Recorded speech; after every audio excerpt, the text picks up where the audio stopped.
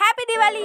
আজ কালী পুজো আর সন্ধে হতেই শুরু হয়ে গেছে প্রদীপ জ্বালানোর তোড়জোড়। প্রদীপ জ্বালানোর জন্য প্রথমেই আমি প্রদীপগুলো নিয়ে নিয়েছি।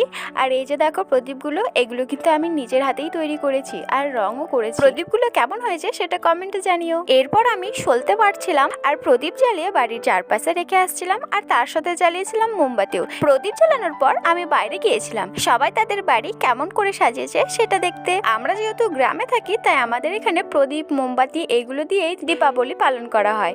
আর খুব কম বাড়িতে লাইটিং লাগানো হয়, যেমন এইখানটায় দেখো এই বাড়িতে লাইটিং লাগানো হয়েছে আর দেখতেও কত সুন্দর লাগছে। চারিদিকে ঘুরে দেখার পর আমরা সবাই ফাটাচ্ছিলাম ফটকা, যেমন কালি ফটকা, চকলেট বোম, তুবড়ি এসব কিছু।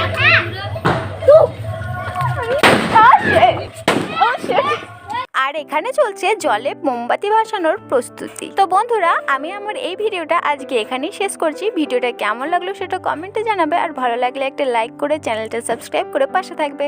আর সকলকে জানাই শুভ দীপাবলি।